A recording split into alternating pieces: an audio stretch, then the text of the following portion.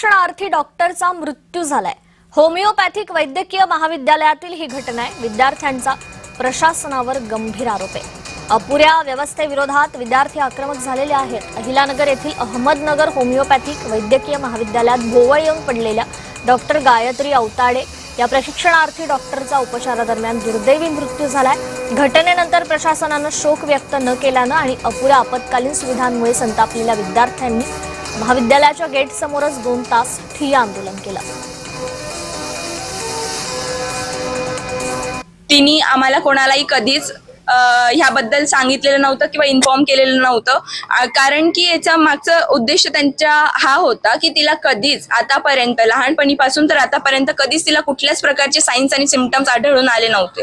त्यामुळे त्यांना ती गोष्ट सांगणं किंवा काही कॉलेजला सांगणं किंवा मग फ्रेंड्सला सांगणं ही गरजेची नाही वाटली।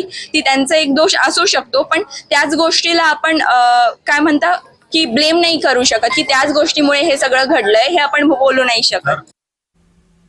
जेव्हा तिला ॲम्ब्युलन्समध्ये घेतला गेलं तेव्हा तिथे बेसिक ऑक्सिजन सपोर्टही नव्हता की जो आपण नाकामध्ये लावतो।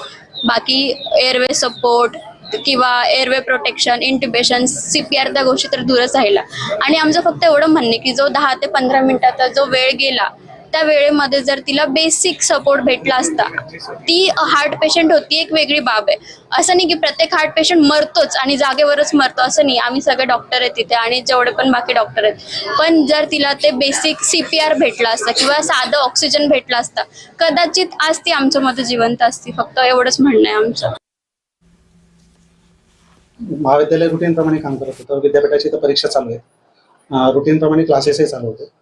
अचानक ती विद्यार्थ्यांनी काहीतरी डिपार्टमेंटचं सबमिशन करण्यासाठी गेलेली होती। मला ते एक्झॅक्ट काय सबमिट करायला गेली होती ते टीचरकडनं विचारलं। त्यांच्या डिपार्टमेंटल वर्क होतं ते, त्यासाठी ती गेलेली होती। आणि गेल्यानंतर ती अचानक तिथं कोसळली असं निरोप आला। डॉक्टर राजेंद्र वाकळे होते, डॉक्टर रिजवान सर होते, त्यानंतर एक डॉक्टर आवारे मॅडम म्हणून होत्या, बाकी काही विद्यार्थी होते। त्यांनी फोनवर त्यावेळेस सांगितलं तर तिचे पीपल डायलेटेड होते। आणि असं असताना जे काही तिथं प्रोसेस लागते, कारण ताबडतोब 3ऱ्या मजल्यावरनं खाली आणायचं होतं,